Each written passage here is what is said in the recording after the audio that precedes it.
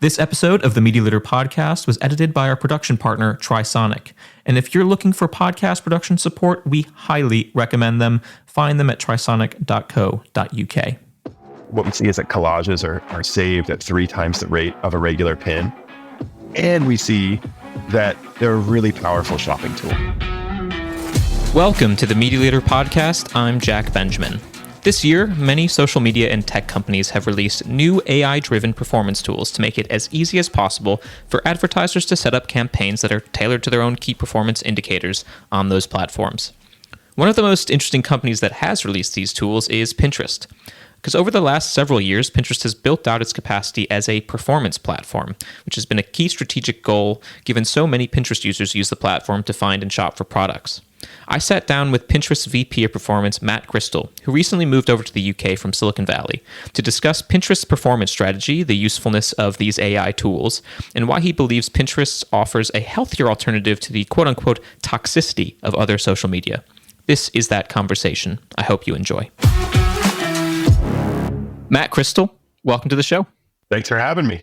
Before we get into things, I wanted to get to know you a little bit better. You've been at Pinterest for over 12 years.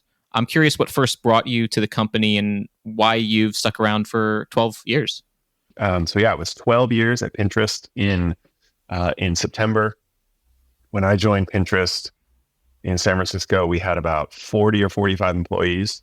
We had about 18 million users and exactly $0 in revenue. So it has been the career journey of a lifetime. And honestly, the things that brought me to Pinterest originally are the things in large part that keep me here now. So first, the product. I personally love the product. I think it fulfills a unique need in the world and in people's lives. Secondly, the people. I just have always loved the people that work at the company, and candidly, the people who use the product. And thirdly, the opportunity around the company. I think we've obviously realized a lot of opportunity over the years, but there's still a lot more ahead of us. And so working on that has always been and remains really exciting. I'll be sure to ask you about those opportunities in a short bit. But first, you just moved to the UK from one expat to another. I'm curious how you're liking it so far. My family and I moved here 3 months ago. We came from the San Francisco Bay Area. So there has been a notable shift in weather. Yeah. Having said that, we're absolutely loving it. So spending time with the Pinterest team here in London has been great. And also just getting to know the city has been phenomenal. Not to mention being, a 2-hour flight away or a 2-hour train ride away from so many amazing places. And so it has been really wonderful. And yeah, we're quite excited to be here. I agree about all the perks and the weather, but Chicago's not as nice as the Bay Area in the U.S. So I'm missing less, perhaps. Well, it's nice to have seasons again. I'll tell you, the Bay Area is wonderful, but it's also, and people are probably gonna grimace when I say this, but every day starts to feel a bit the same. And you don't have the ability to sort of measure your years and seasons the way you do here. So just being here and the leaves falling and all that is quite charming. Although I also recognize that 330 days of sun or whatever isn't the worst thing either. Right. Yeah, exactly. So at the beginning of October, I attended Pinterest Presents, which is Pinterest's annual marketing event. You were there alongside other Pinterest UK-based leaders, Beth Horn being one of them. And one of the key topics that was brought up repeatedly is that Pinterest strategy has sort of shifted over the past couple of years to really embrace more performance marketing. And I'm curious how and why that shift has occurred. In answering that question, I would actually start with the consumer proposition on Pinterest and talk just a bit about how our users use the platform. So I think it's a natural segue to then talking about where we're focused on the business side. So, the way that we think about Pinterest is as a place to come get inspired, but also a place to take action, right? So it's about discovering new things and then ultimately doing those things in your life. And when you think about that, it sort of maps in a way to the marketing funnel, right? With this notion of discovery and inspiration kind of being at the top of the funnel, but then ultimately the notion of taking action or buying a thing, mapping most closely to the bottom of the funnel. And I would say that historically, we had been stronger in and more focused on sort of the middle and upper parts of the funnel. And over the last few years, we've made heavy investments in the lower part of the funnel, both on the consumer side and on the advertiser side. So on the consumer side, what I mean is helping a user sort of get all the way from discovery through to doing. I think historically we would hear from users, hey, I'm finding things that really inspire me, but when I go to click to buy the thing, it takes me to the wrong place or the product is out of stock. We've put a lot of effort into making sure that we fix those holes such that a user can get, again, all the way from inspiration through to action. And as we do that, I think it's felt pretty natural that the ad products that we're building should be a complement to that, right? So in addition to reaching users, we're in the very early stages of an exploration process, sort of at the top or the middle of the funnel. We've launched a lot of ad products that now help advertisers to reach users as they're making their way down the funnel. We think one of the things that's unique about Pinterest is this full funnel proposition, right? The idea that you can meet somebody at the top of the funnel before they know what it is they want, and then sort of be a part of their journey as they work their way down the funnel to ultimately buy something.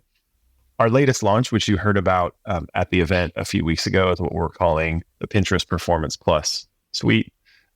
That suite is all about sort of using AI and automation to do two things for advertisers. One, to drive better results, and then secondly, to drive those results with a lot less effort. So I'll give you just one example, and we can get into way more details. So Timberland here in the UK tested Performance Plus not long ago. They found that it drove a 50% higher acquisition ROAS alongside a 16% higher outbound CTR, which was ultimately successful in driving a lot more click-based conversions for them. So again, what they're able to do is identify users both early in the funnel, but also folks who are actually ready to buy, and then use our ad products to help get those folks, off to their website where they convert. I'm curious about Performance Plus. I know that other social media companies this year have also released AI performance tools. I'm just curious, from a competitive advantage standpoint, how do you view Pinterest Performance Plus relative to tools created by your competitors that also use AI? Yeah, so let me start first and tell you a bit more about what Performance Plus does and how it works. So there's a few components to it. So there's a sort of an automated bidding portion, there's an automated budgeting portion, there's an automated targeting aspect, and then there's also what we call Performance Plus Creative, which helps advertisers produce sort of beautiful Pinterest-friendly creative with the help of AI. Again, like I mentioned earlier, what we find is we drive better results when advertisers use these features, and we also do it in a lot less time. So roughly speaking, about 50% of the inputs that you need in order to create a traditional campaign disappear when you're creating a Performance Plus campaign. And so again, not only is it more effective, we find that it's more efficient as well. So I would say, kind of thinking about differentiation and uniqueness, I think in some ways it's less about the tools and more about the context of the platform. And let me say what I mean by that. I think what's unique about Pinterest as a full funnel platform is that we have this very rich understanding of our users' tastes and preferences. Right? I'll give you just sort of an example from my own life. We just moved here and we're trying to furnish our our new place that we're letting. Right. And so what do? I go to Pinterest and I start looking for living room decor, and I start sort of saving things that are of interest to me. Pinterest recommends other similar things. I save those things. And so Pinterest has this deep understanding of, hey, I'm interested in home decor. Not only that, these are the specific styles and products that are of interest to me. And so it's that sort of leaned in, high intent mindset coupled with this first party data that we then allow advertisers to unlock in this really effortless way that I think to us is kind of like the special sauce in the powerful combination. I'll give you one other example, and this is sort of early stage and to come in the future, but I'll just give you one more example of how we see this coming to life. So our Performance Plus Creative product sort of does a couple of things. So imagine that you've got a lamp and it's just on a white background, like you might see on an e-commerce site. What our technology allows us to do is to render that lamp on a background that's sort of more inspiring, right? That it looks in context, it looks more like a lifestyle image. It sort of fits better in the context of all this beautiful imagery that you see on Pinterest. Where we're headed, though, is that the background that we render could be very different for you and me, even though the lamp is the same, based on what Pinterest knows about my taste relative to your taste. right? So if I've got mid-century modern taste and you've got maximalist taste, Pinterest could show you the same lamp rendered on a different background. And again, that's just one example, but I think it speaks to what's unique and differentiated, which is, again, we have this sort of deep warehouse of first-party data, of understanding of user intent and preferences that we can then, again, make available to advertisers in a way that requires them less effort and delivers them better results. It's a personalization play, even with AI creative to that degree, for that example is what it sounds like. But we're big believers that, adopting Performance Plus campaigns is going to deliver you better results. And we're big believers that advertisers should decide.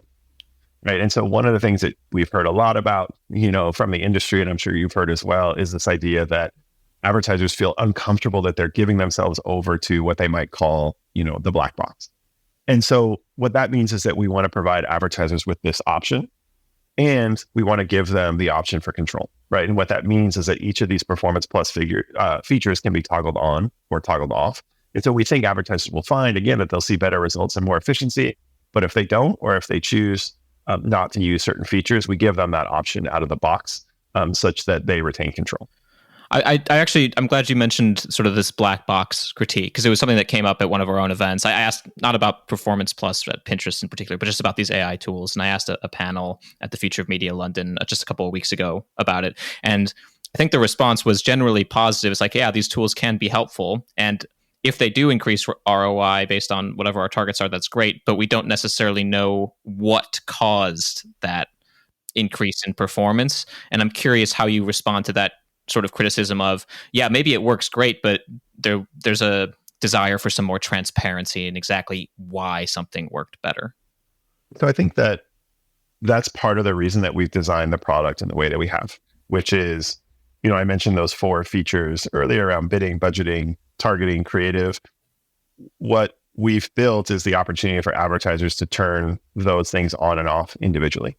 And so theoretically, an advertiser could answer exactly the question you've just asked, right? Which is, well, I could test this one on, this one off, et cetera, and then ultimately figure out the relative contribution of each of those to decide, for your particular use case, for your particular campaign, am I better off turning the whole thing on, or am I better off toggling off certain aspects? Again, what we've generally seen is that when advertisers turn them all on, we tend to see, again, better results with less time invested. And we recognize that some advertisers, they want to see it, right? And the proof is in the pudding. And so we built it in such a way that they can do that out of the gate if that's what makes sense for their business. Would you say that in general, that a lot of these tools are really most useful for the long tail of advertisers relative to big brands that maybe have agencies behind them that might be coming to Pinterest with different ideas? I think they're applicable to both, to be honest. And, I think that, so take a retailer who's got millions of SKUs, or a customer like that. They might be a massive retailer, but something like Performance Plus Creative makes a ton of sense, because the amount of time and human effort that it would take to turn all of their product shots into these sort of beautiful, inspirational images would be massive and incredibly expensive, right? And so a retailer like that saying, you know what, I'm going to run my feed through the Performance Plus Creative Suite to turn these all into inspirational images makes a ton of sense. Having said that, there are other larger clients who've got, teams and teams of people whose job it is to be optimizing. And I think those are exactly the kinds of folks who are going to do what you described, right? Who are going to be really rigorous and going feature by feature and figuring out, like, where does it help? How do I tune? But what we're seeing is, folks adopting from, our largest enterprise advertisers down to the long tail. And so I don't think the split is actually quite that clean. I think it depends a lot more on, again, sort of like, what are their priorities? How much time do they have invested? And ultimately, where do they see results? Something else that you said at Pinterest Presents, and it goes a bit to what you were talking just earlier about how Pinterest wants to be a full funnel solution, is that unlike some of your competitors, Pinterest doesn't exactly have a marketplace built into the platform. That it doesn't necessarily want to be a platform that hosts the transaction itself. That if you see a product that you want to buy, you click on a link and it gets you to the off the platform where you can purchase it. I think you said, quote, "We don't want to be a retailer. We want to be a retailer's best partner." And I'm just sort of curious. I want to push you on that. Why doesn't Pinterest want to be a retailer itself? A few reasons. So first, maybe I'll start by creating a bit of a distinction between like shopping and buying. And I know that might sound like a bit of a fine distinction, but when we think about shopping on Pinterest, which I talked a bit about at the beginning, what we envision is that at any moment, a user could make a pivot from being in sort of an inspiration mindset to an action mindset. And let me give you like a very specific example of how that comes to life. So again, I'm browsing on Pinterest, I'm scrolling through my home feed, and I see this image of a living room that I think is beautiful, and I think it matches my taste. And specifically, there's a sofa inside that image that I really like. So I tap on that image inside of Pinterest, it brings up a bigger version, and then highlight the sofa using our computer vision technology, and Pinterest then shows me, here's 5 sofas that are visually very similar to the one that you've just seen, and here's 5 places that you can go and buy that. And so the first piece of that, right, that experience of like seeing the thing I love, tapping into it, ultimately sort of honing in on that sofa is what I would call shopping. At the rest of the journey, from when I tap on that thing and then I go out to a website is to me sort of what I would call buying. We think our unique proposition and what we can offer to a customer that no one else can is very much in the realm of shopping. And we ultimately think that retailers are really, really good at the buying piece. So that's the first thing. The second thing is like, what recent history has shown is that, until now, customers haven't actually shown a tremendous amount of desire to buy from these social platforms. And while we think that that sort of discovery and inspiration behavior will continue to grow, we're not totally convinced that users actually want to buy from a social platform versus buying from a retailer. And thirdly, like, we don't want to compete with our customers, right? We'd much rather be their best partner and say to them, hey, you can rely on us to send you a lot of really high quality traffic that, we can then send off to you and you can help take the last mile. But again, like, we want to be your partner. We don't want to be in the business of sort of capturing the transaction. And here's the very last thing I'll say, because I'm giving you a long answer. I think ultimately retailers want customers and not transactions, right? So I think the other challenge that you run into with buying on a social platform is it's often a single SKU, right? I buy the couch. But when I click to the couch and then I end up on the retailer's website, well, then they show me the throw pillow and they show me the end table. And ultimately I've acquired not just a sale, I've acquired a customer. And we think that's ultimately much more in the interest of the retailer and also in the interest of the customer who gets a better experience there when they go to buy. There's some really interesting distinctions that I think are probably appreciated by your partners. I'm curious, in terms of shoppability, and I think Beth Horn at Pinterest Presents mentioned that wanted to make everything shoppable on Pinterest. I mean, what sort of room is there for expansion, regardless of the fact that all the transactions might not be happening on Pinterest, but that shoppable experience? What are some things that Pinterest is hoping to accomplish over the next few years, and how has it sort of changed looking back as well over the past few years? Yeah, so a few things. So one, and this partly speaks to sort of why I'm here in the UK is international depth and breadth. So we've got a lot of opportunity here in the UK and in other international markets to bring new retailers onto the platform, to deepen our partnerships with existing retailers, both from an advertising perspective, but also from a shopping perspective, right? Making sure that sort of the breadth of inventory that a customer in any of our markets would want to see is available on the platform. I think that's one piece. I think a second piece that I'm really excited about is last year we launched a product called collages. I don't know how familiar you are with collages, but a collage on Pinterest can be created by cutting images out from any pin on the website and then sort of combining them together in interesting and creative ways. So it's a lot like, if you had a mood board in your room. Or like snipping out magazines and stuff like that. Yeah, exactly. You're snipping out magazines, putting them up. That's where the name Pinterest came from, right? This idea of sort of a pin on a pin board. It's that online. And what we're seeing is that especially among younger users, particularly our Gen Z cohort, this is an incredibly popular feature. What we see is that collages are saved at 3 times the rate of a regular pin. And we see that they're a really powerful shopping tool. Because one of the ways, for example, that users are taking advantage of collages is, for example, outfit of the day, right? So I'm going to pin this sweater and this hat and these trousers and these boots from these different places and create a collage. And when they do that, we still maintain the link back to the retailer where those images or products initially came from. So I think a second opportunity for expansion is this new emerging sort of visual shopping trend that we're seeing, especially among our younger users. I think is poised to be a bigger and bigger deal on Pinterest. Reminds me a bit of the scene from Clueless where she has her computer decide her outfit for her, right, at the beginning of that film. I wanted to shift gears a little bit and talk as well about other things that were raised at Pinterest Presents, namely sort of where Pinterest sits compared to other social media companies. While you were there, I think you argued, quote, Pinterest serves as a refuge from the toxicity of other social media, unquote. I'm curious why you believe Pinterest is a healthier alternative to some of your competitors, I suppose. Yeah, so we have data that tells us this. So, first I would say that this matters deeply to us. It has for a long time. It's a thing that our CEO, Bill Reddy, talks about a lot publicly. We want social media to be a force for good, and we ultimately want to prove that as a business model, you can do well by doing good, right? And so these things are sort of core to Pinterest and what we care about and how we think about ourselves.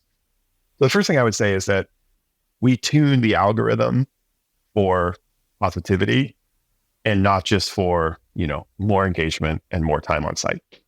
Ultimately, if you think about some of the examples I shared earlier, our goal is to help you discover the thing and then go do it, right? And oftentimes doing it doesn't mean that you're spending more time on Pinterest. It means that you're out in the world doing the thing, right? Whether that's shopping, whether it's taking a trip, whether it's your wedding, whatever that thing is, right? Like we are optimizing for you bringing to life whatever future version of yourself you've envisioned using Pinterest. That's the first thing.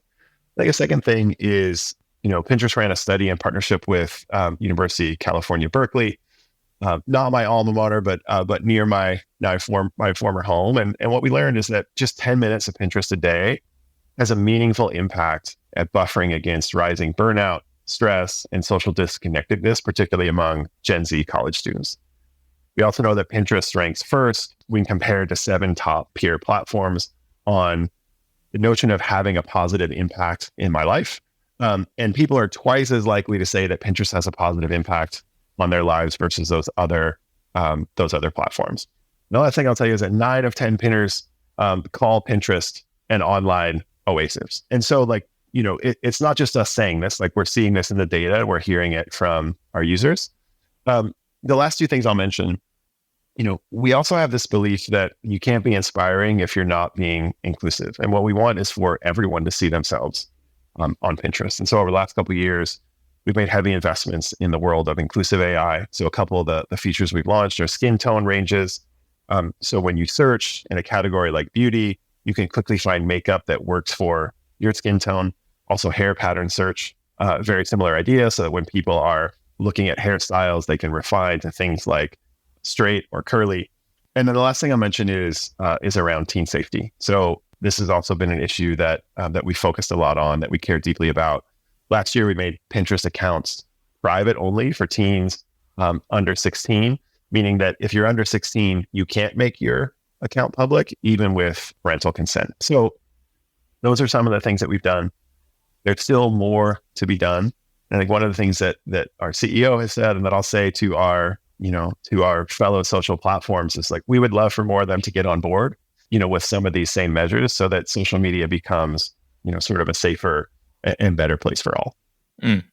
I'm going to restrain myself from opening up the Pandora's box of age verification because that's probably a topic for another day, but something that also probably needs to get fixed, not just by obviously Pinterest, but any social platform or gaming platform that has that's trying to sort of restrict younger accounts, because I know from personal experience that teens will try and get around that, right? So we'll have to catch up on another day, probably. Okay, fair enough. And I'll just say, our CEO Bill actually wrote a really interesting op-ed on that recently, where he called for Apple and Google, the device manufacturers in particular, to get involved in terms of helping there, because ultimately they have data that no one else does with respect to the actual age of a customer. And this is a place where I think platforms need help.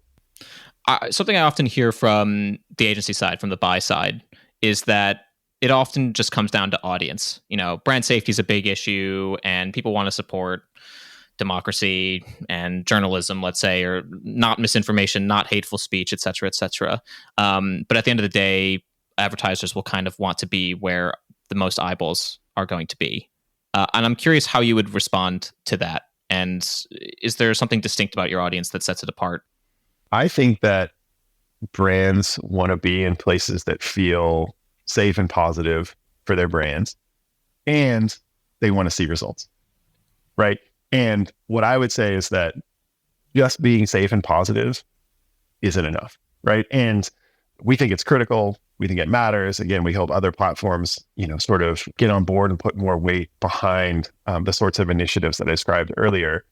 And as I mentioned, earlier in the conversation, we're very, very focused on proving to brands that we can drive results that matter for their business.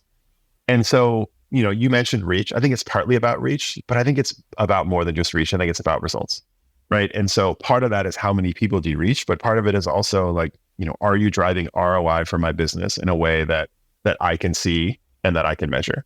And that's exactly what we've been focused on, right? So when you think about products like Performance Plus, when you think about direct links, all the innovation that we've driven over the last couple of years, it's about driving results so that advertisers don't feel like they have to choose, right? Meaning they can have the safety and the positivity, and they can have the results, because again, we know that they need and want and frankly deserve both.